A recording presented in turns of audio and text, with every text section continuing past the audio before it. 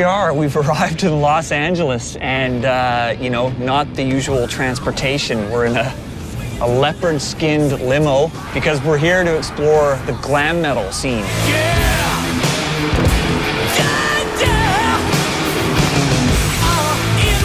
Growing up, the one style of metal I couldn't stand was glam metal, hair metal, pop metal, whatever you want to call it. To me, this style didn't have the power and aggression that I loved about metal music, and the bands seemed like boy bands, put together by music execs just to sell records. But this style is still a major chapter in the history of metal, so I want to understand where it came from and where it fits in the evolution of this music.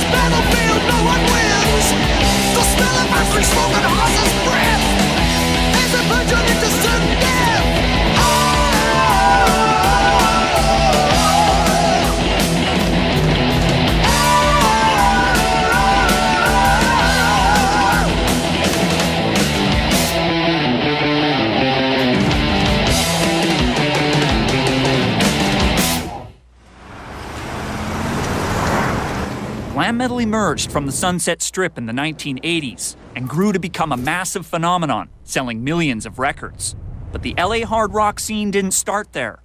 More than a decade earlier, Van Halen pioneered a new sound and look on the Strip. So I'm meeting with Van Halen bassist Michael Anthony to find out how they inspired the 80s glam metal movement. When Van Halen started out in LA, what was the scene like? The scene in LA around 74, I think it was kind of like still, you know, very David Bowie, Ziggy Stardust type of deal, and everybody was walking around with flared bell-bottoms and platform shoes and spandex and stuff like that. And here we are from Pasadena, California, jeans and t-shirts, coming into this whole scene. Hollywood is a whole nother planet. We didn't go full-blown glam, but we had the platform shoes, and we stepped up the look a little bit as we continued to play out in Hollywood and the clubs out there. We're really successful. It's starting to really build a following. They changed everything locally here in Southern California. They were massive. I mean, it was scary. When all the other guitar players got wind of Eddie, it struck fear in the hearts of the rest of us. I was pretty devastated. I had never heard of Van Halen before. Edward Van Halen sounds like a painter to me, you know, so I expected to see, you know, some old guy with a goatee and a little guitar sitting. When I got to the whiskey, the line was around several blocks to get in, and I went in, and all of a sudden I see Van Halen for the first time, and oh my God. I remember we'd play shows and Dave would tell Ed, he'd say, hey, when you go into one of your hammer-on solos, turn away from the crowd because we don't want any guitarists out there seeing what you're doing. I think they just looked at Dave because Dave obviously was very fashion-oriented and very physical and athletic on stage. Just that look with the long blonde hair, and, you know, obviously Dave was a very unique frontman back then at that time. They had inspired the whole LA scene because people said, these guys starved and suffered. They played the Roxy. They were, you know, hanging out at the Rainbow. They did it. We can do it too. And then it just exploded.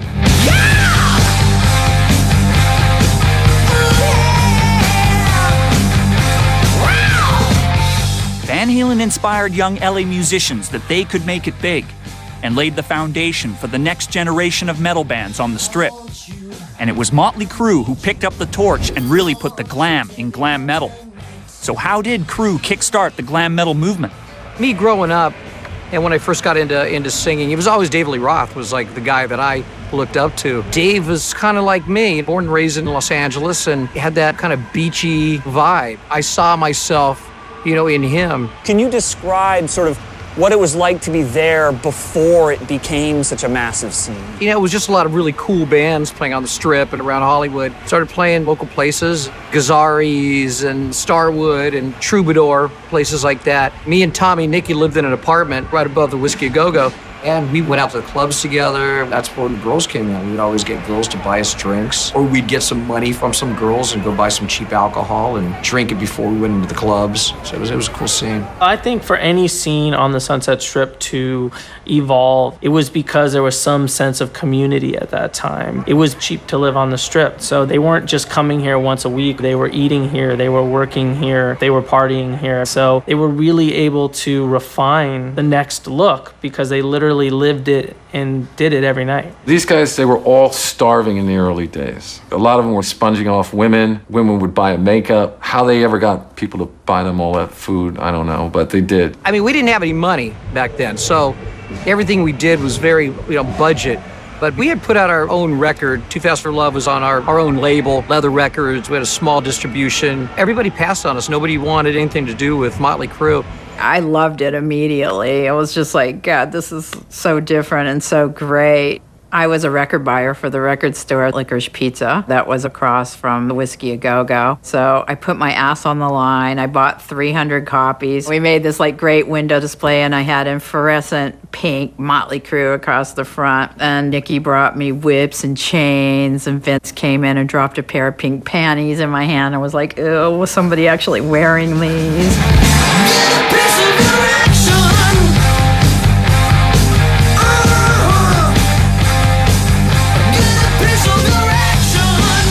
Why was the visual presentation of Motley Crue so important? To make a statement, Nicky never felt the music was just enough.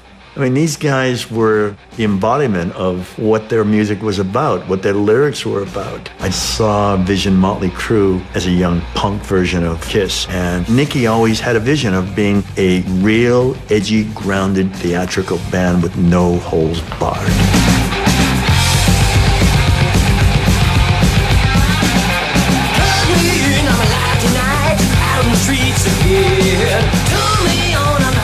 Sleazy it is, but it's rock and roll. But also, you're very keen on the theatrical and the appearance side, which I think you're perhaps at the forefront of bands who do care what you look like on stage and in videos in a different way. It's our job. We go out and try to put on a good show for the kids and try to at least look presentable. Hey, this is excuse me, I'm the one that looks presentable. I mean, look at this thing. Hey, nice time. We sort of lived in our own world. We were a mixture of a lot of different kinds of bands and influences, most visibly the Dolls, early Aerosmith, and Van Halen. And we were taking our influences and wearing them on our sleeves. And when we hit the stage, I felt an excitement that we always wanted out of rock and roll and heavy metal. We felt the audience was seeing what they had been dying for. Nikki Sixx was one of these conceptualizers. He was looking at the big picture. How do we look? We want to have a great stage show. They would do anything to get a reaction. He was always very experimental with things. And I remember when he got those leather platform boots that came up over the knee, and he decided then that he was going to be doing all this pyrotechnic stuff. We got this stuff called Pyro Gel, and just wanted to see how much, we would say, let's light Nicky on fire. Okay, cool. On stage, we would have it on a sword, and I'd touch the candle, and the sword would catch on fire, and I'd hit Nicky with it, and we'd light him.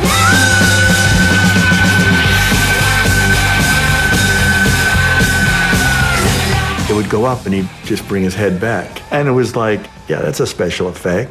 That's one that puts you in the hospital. It was how many more amps could we get on stage? How much bigger could we make our pyro? We would go see other bands and go, we can top that. You have to experiment musically and visually to push the envelope. Motley Crue really had an attitude that they were going to make a huge, huge impression. If you went to the extreme, they did that times 10. It was all big, big, big, big, big.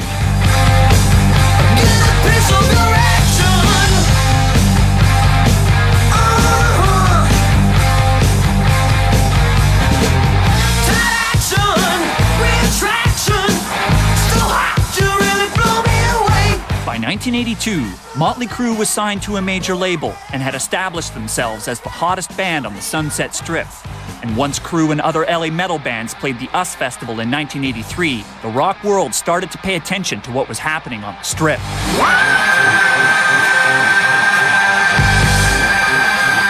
Heavy Metal Day at US 83, the highest attended day of any US festival, between 250 and 400,000 people.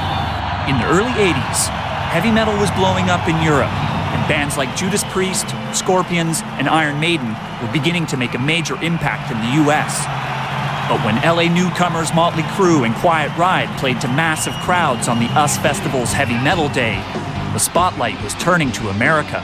As a young band, to look out there and see rolling hills of people where you couldn't see where it ended, it was just, unbelievable. We were still just kids. This was '83. We hadn't been on tour yet. And I remember Quiet Riot opened the whole show. I think we came out right after them. We had played to the single biggest audience that I think anybody had ever played to. And if Quiet Riot had never done anything beyond that date, it would have been enough for any musician's lifetime. Quiet Riot, I'm gonna go up and catch a set. You ready? Yeah! Do it! All right! I want it louder, more power. I'm gonna rock it till it strikes the hour. Bang your head. Never ever drive you mad.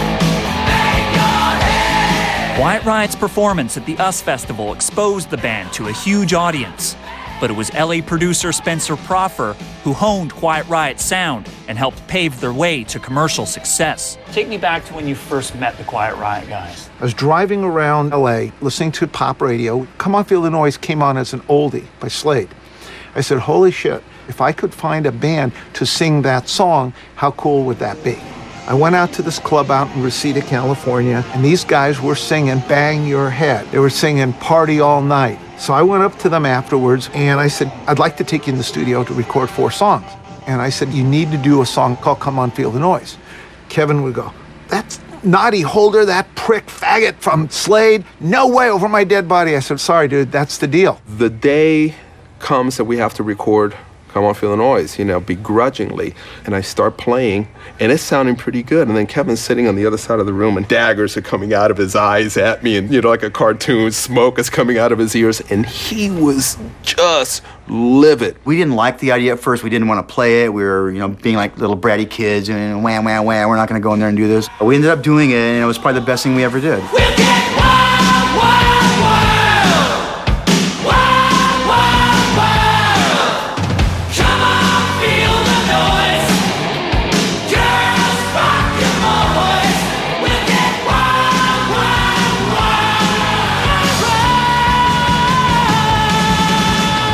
We did the video for Come On Feel the Noise, and we were opening up for Black Sabbath in Rockford, Illinois.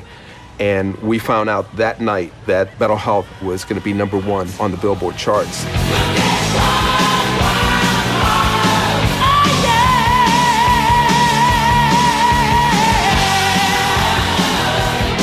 Quiet Riot was the magnet to the movement. And the dominoes fell behind that. All these other bands got signed. Because you know how the A&R game works. Once you have a big hit, everybody wants 20 of the same thing. That was when the record companies said, wait a minute, this crazy, weird stuff that Hollywood's manufacturing is sellable. The country will buy it. After the success of Quiet Riot's Come On Feel the Noise, bands flocked from across America to LA to become part of the glam metal scene on Sunset Strip. Describe for me why it is that you decided to leave Pennsylvania and come to Los Angeles. Central Pennsylvania is not fertile ground for musicians and artists. So we bought an old ambulance, and I remember listening to Motley Crue, and Brett and I are assembling flooring in this ambulance, thinking to ourselves, how many people have died in this thing? And we got to drive this across country? You know what I mean? It just made sense. I mean, they had the US Festival out here. There was all this energy out here. You think about California, and, you hear these bands on the radio, and you're just like, yeah, I need to be part of that.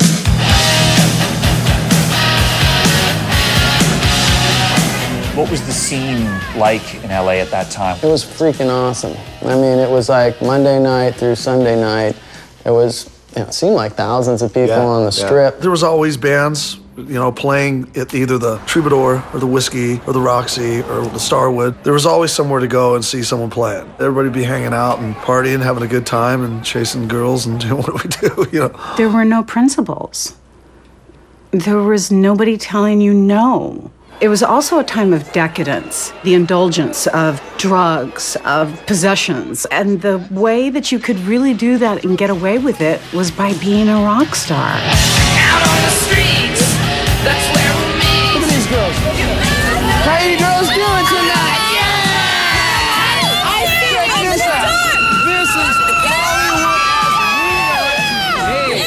The Sunset Strip became the social networking ground of all those glam metal bands, and they all had their posters. The poles were about this thick with staple gun flyers. That's what I think of as flyers, flyers, flyers. I mean, the streets were covered with 50 bands out promoting their shows. And so how do you make your band stand out from the other 30 flyers that somebody got? That's what we went out and promoted, and where we really, really excelled.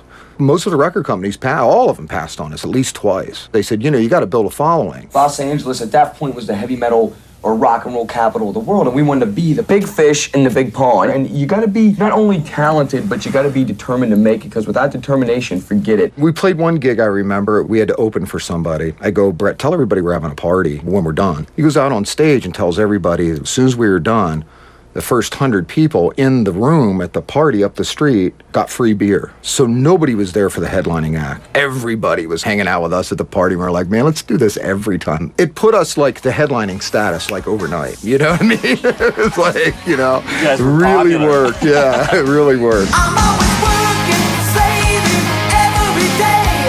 Gotta get a break from same old.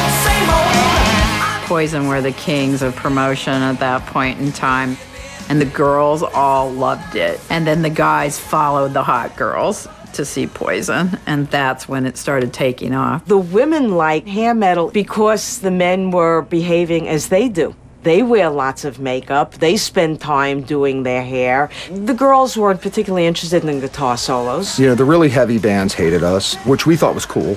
We probably got in close to 30 street fights. People didn't know what to make of it. People either wanted to fuck us or fight us. And I'm proud of that.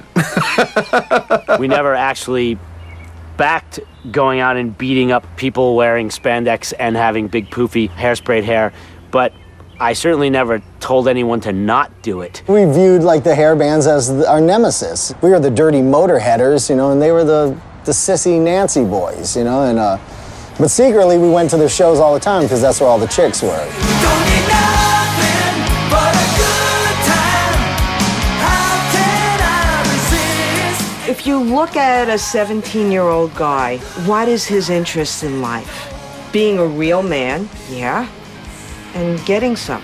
So if you had to choose which way you're gonna go, hair metal got you some.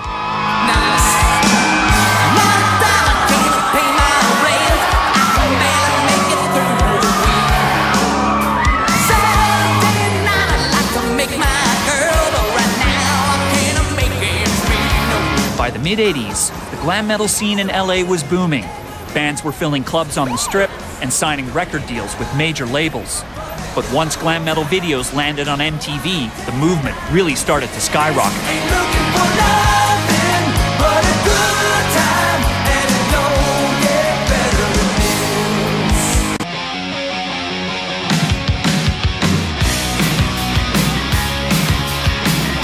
This is it. Welcome to MTV Music Television, the world's first 24-hour stereo video music channel.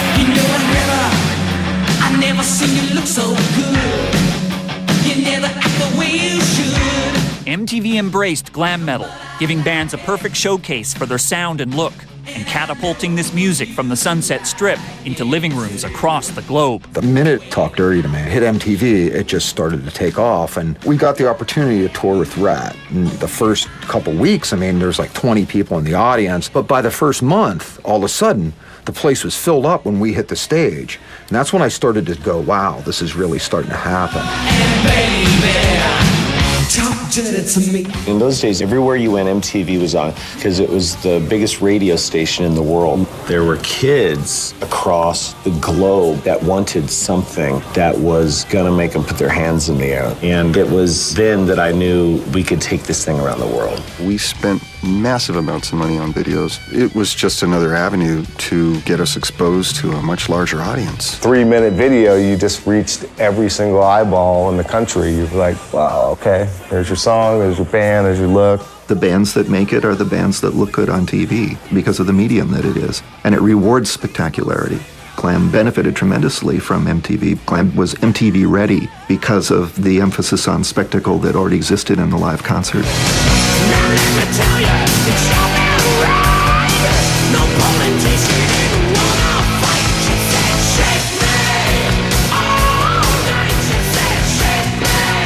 am quite sure if there was no such thing as MTV, we would never have heard of hair metal. Because MTV, it's music television, its look. The sound was far less important than the look. It was important. It was important in those days because their fame was based on their MTV image. They had to look the part, and stylists was brought in to make them look the way they looked. Steven had this term, fashion metal, back then because Steven knew somebody on Melrose that owned a store that had all these custom-made clothes with all the rhinestones and sequins and all this crazy puffy coats kind of junk. Everybody had their hair big. That's what everybody did then. Wouldn't do it now, so that look, but because that was then. I actually remember going to the guy that used to make our outfits. He made everybody's outfits, from Motley Crue to Crocus to Rat. He had a pattern that he would use, but he would just change sort of the things on the pattern or the colors, so we all ended up looking the same.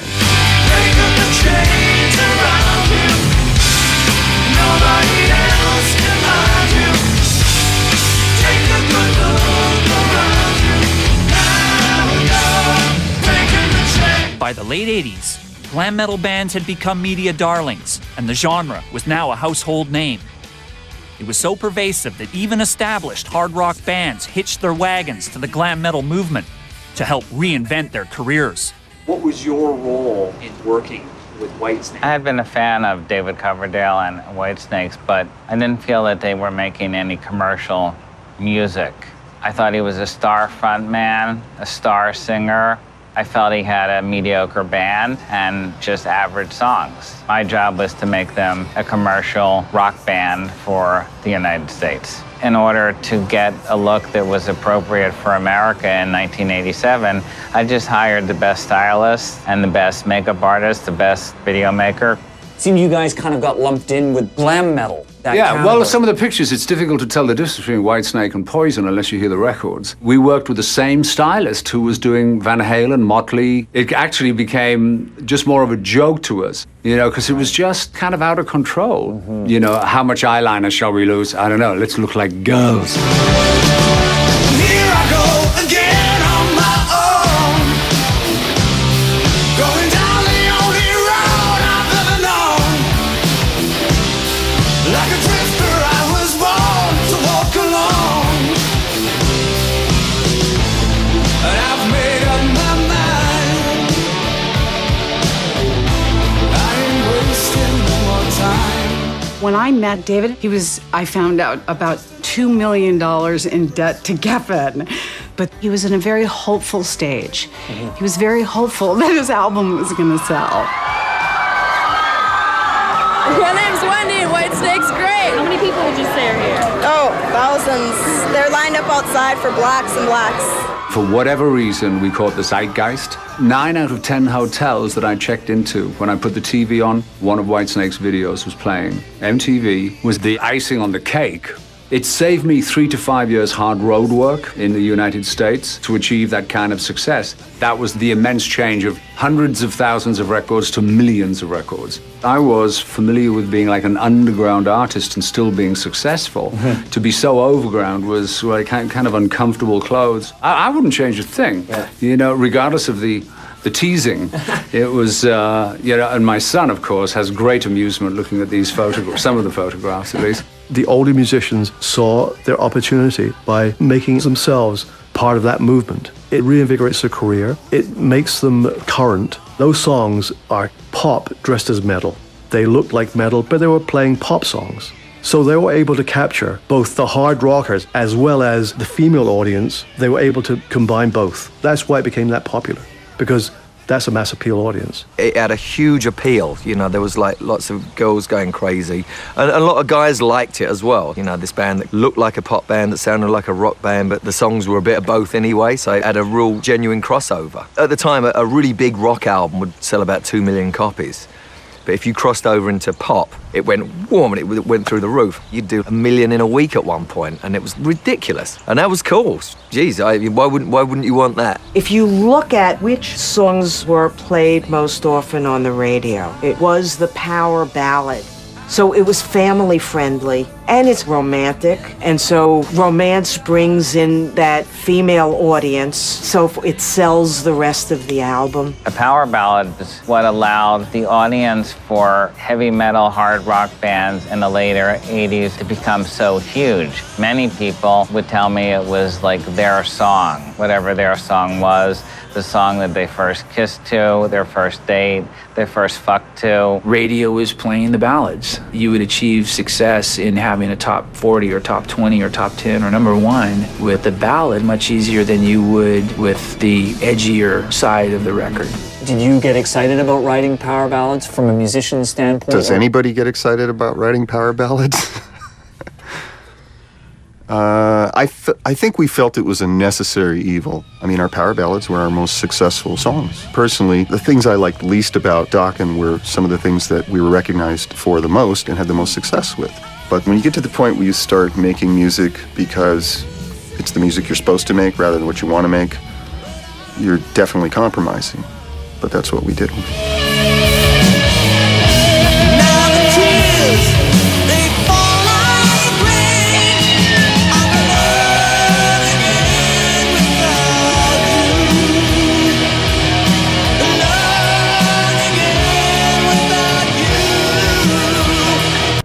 Although glam metal had become hugely popular by the late 80s, many metal fans, including myself, felt the power ballads and MTV image had gone way over the top, and the music no longer felt like metal. Then glam metal started to crash. Its downfall has long been blamed on the rise of the Seattle grunge movement, but it's also been attributed to the massive impact of LA hard rockers, Guns N' Roses. You know, the history books kind of position GNR in a way as being a bit of a giant killer. Well, I mean, I wouldn't want to say that we had anything to do with killing it. I think a lot of those bands didn't have that much substance, and so they only would last for so long, and then the interest level would just sort of wane. So never tempted to throw on the spandex and pump up the hair and do the makeup thing? Never did the spandex or anything. There was a little bit of makeup in the early days. There was a little bit of hairspray that happened in the very beginning. And there definitely was a glam influence, but it was more from, say, Mark Bolan than it was Bay City Rollers. Or Cosmo Magazine. Or Cosmo Magazine, yeah. There's pre-Guns and there's after Guns. Before Guns, everybody was going to clothing designers and having stuff made. And then pretty much after Guns, all the hair and hairspray started coming down and all the makeup got less and less. When Guns N' Roses released their record, and I was like, you know, because it was a badass record, badass band, you know, and I was like, okay, we got to keep on our toes here. I don't think Guns N' Roses helped kill hair metal, but I think they did create a new avenue of escape for metal fans. Musically, they weren't doing what those glam bands were doing. They were real. They were great musicians, and music was in their blood. And that's what separated Guns N' Roses from all those other bands. Glam wasn't musical enough, melodically and chord-wise. You can't go to that many places. After a while, it wasn't that original anymore. Everything was cloning everything else. There was Warrants, and then there was 25 mini Warrants, and then there was Rat, and they made 25 mini Rats. Pretty soon, it was just so saturated. And the third and fourth generation glam bands had gotten so ridiculous. It's like, oh, well, now we're going to do a power ballad, now we're going to do a pop anthem, and we've got pink lipstick and peroxide hair, and we've got tons of whatever the stuff is that makes your hair stand up. I don't know all the different brand names. We thought of the LA sort of glam scene was just a lot of posers. They just weren't genuine. So we were sort of the antithesis of that. And then right on the heels of that came a bunch of cool bands like Soundgarden, Alice in Chains, Nirvana, Pearl Jam, and then they had an even more stripped down sensibility that everything started to go in that direction. Then you got hit, and you should have known better. And we died young. Faster we run. The glam metal scene just dissipated because it burned. That whole Seattle movement had an attitude, it had a sensibility. It was a little dark, but it was fresh and it was a change of pace. At that moment in time, I got it. It was like, oh yeah, this is taking over the world and fast. I can remember being at the Rainbow and thinking, okay, the hair bands, better enjoy your last ride here. All I would hear on the radio was everything but all of us. That was pretty much when it was like, oh man, okay. I experienced the backlash of being a sort of a semi-glam LA metal band. We did a show and the club was insane. There was people spitting at us. I mean, raining it down on us the whole show. And I looked over at Jeff for a second, and he had opened his mouth to go up to the mic to sing, you know, Just Got Lucky or some gay song. And I just saw a big loogie go right down his throat. We had to take him to the hospital, give him a tetanus shot. I think it's oversimplified, and when you get a lot of musicians that say Nirvana and grunge did it, that played a part into it only because almost all styles of music at some point, their due date comes. And I think the due date for the bands of the 80s was going to come to pass. There's a different generation was coming in and going, you know, I can't get with this. I don't feel like that. They were saying, I don't feel like nothing but a good time. I just don't. I can't blame them for that. You know, I'm not mad at anybody for that. Mm-hmm. You know what I mean?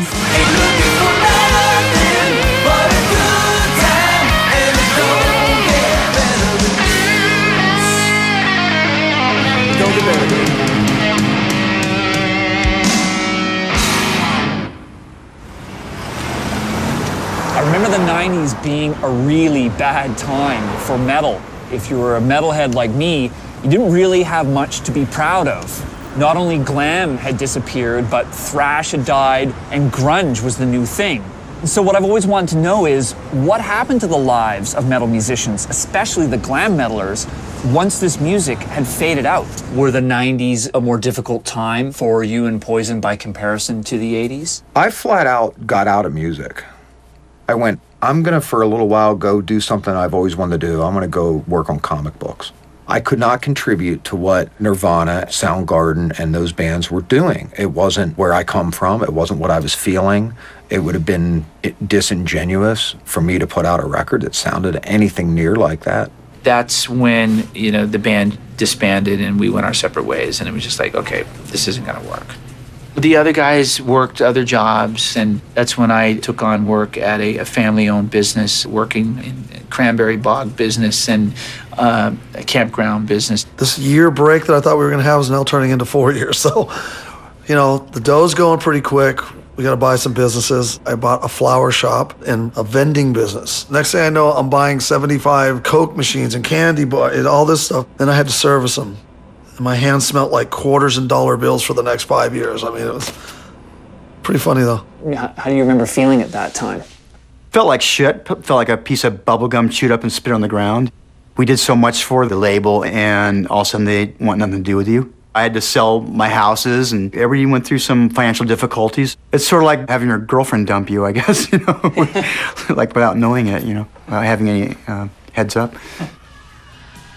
Ultimately, when their time was up, if you like, as far as MTV and FM radio, most of the bands that garnered their fame during that period weren't able to drag themselves out of that hair metal bag. I'm in touch with Tom, and he's still a great friend. And I put on a demo that he's just done. And some kids who were working for me came in and said, man, that's great. Who is this? And I said, it's Cinderella. And they said, oh. Enough said.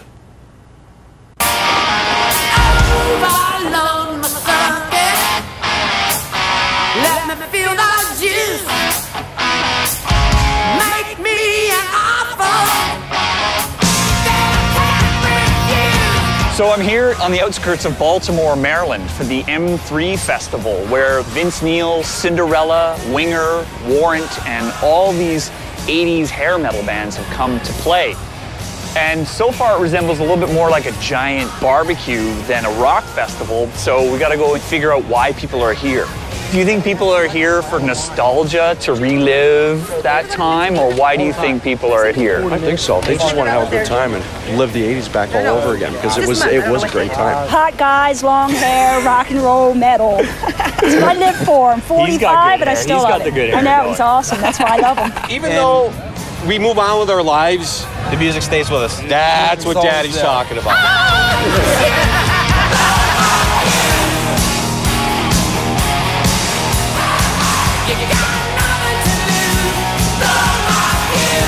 I think that the advent of things like the Rock Never Stops tours and Rocklahoma and all those events, it really was like a throwback to the 80s. I think that it's safe to say that the great majority of the audience were diehard fans that were there in the 80s when it all started. There's no resurgence. It's just that those bands are still willing to go out there and work at any cost at whatever level they can. It's really payroll.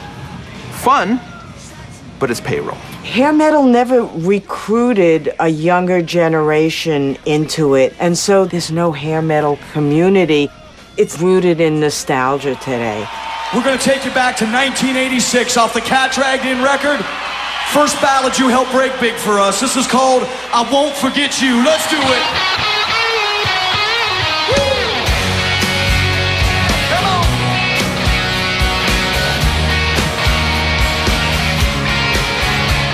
Worry that people will just see you as a nostalgia retro act? Is that a concern? Right this minute, we are a nostalgia act in a way. I mean, I'd have to be honest with myself because, you know, we're playing our old songs. We're not playing anything new. So that's nostalgia. I won't forget you, baby. I won't forget you. Even though I should, yeah. Today's festival and county fair circuit has helped many glam metal bands keep their music alive for audiences across America. But this isn't the only way that glam metalers have managed to stay in the public eye. Hey, I'm Brett Michaels, everybody, and it has been smoking hot. Also, I can narrow down 20 of the finest women you've ever seen to find my one true rock of love. Let me be your rock of love. Why do you think these guys have translated so well to reality television? Well, they're stars, so they're going to translate in most medias. Like a Bret Michaels, he's always going to be a star no matter what he does. I think the main thing that has driven glam metal stars into television and reality television is kind of a timing issue. Television and music videos made Poison, made Motley Crue. And so because of that, you see these guys saying, yeah, I'll do television. They became rock stars for a reason. They went into this for the adulation, for the crowds. I really feel like they need to go on television to show people that they're still here. Hey, this is Sebastian Bach. No, this will not be your average show. I think all this celebrity rock and roll thing started with Ozzy, with the show The Osbournes. That was the first time a heavy metal musician was outside of metal in the public eye doing something. My wife had her own show. I married Sebastian Bach, which is a #1 rated show. I don't know whether it was classified as a drama, a horror, a comedy, or all the above.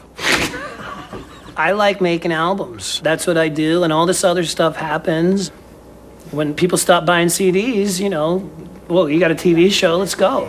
If you want to know the truth, I don't do them because I want to do them. I laugh when they put me on a TV show. I'm like, I'm just going to take all your money and put it into metal. Thank you for your money, because I'm putting it on the stage.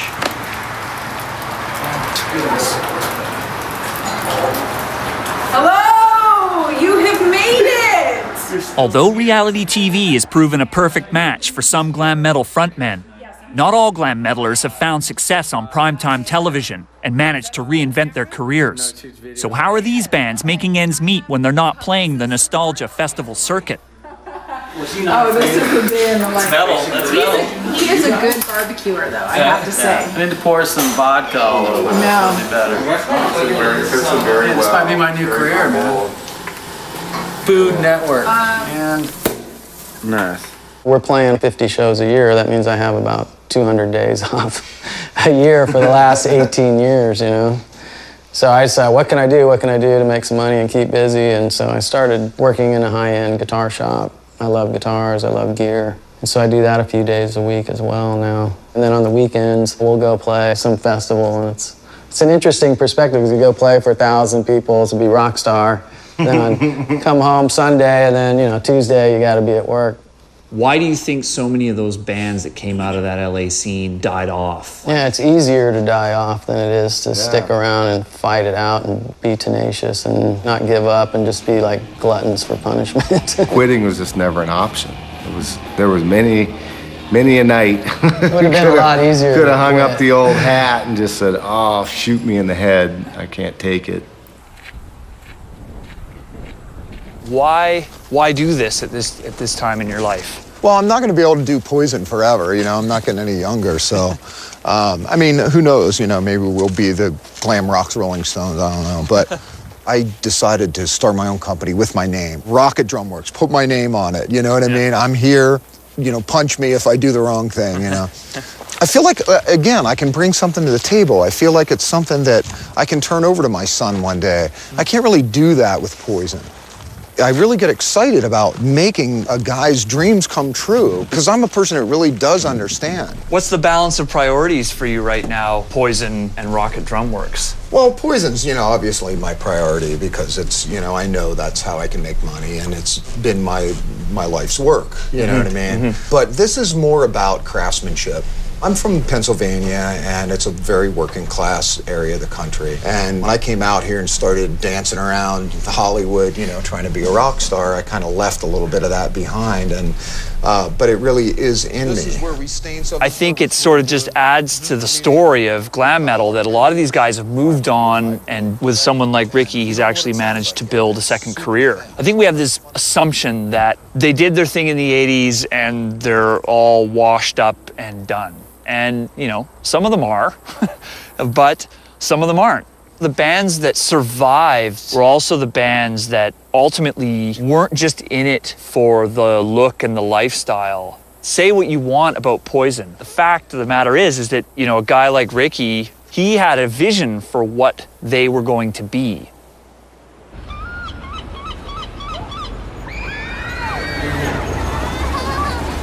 Even though I'm still not a fan of glam metal and can't stand the outfits, many glam metal bands are not the boy bands I thought they were. After meeting with these musicians, I have some newfound respect for their commitment to their music, and I admire their determination, despite abuse from die-hard metalers like myself. Glam metal is clearly a much more important part of the evolution of heavy metal than I ever gave it credit for.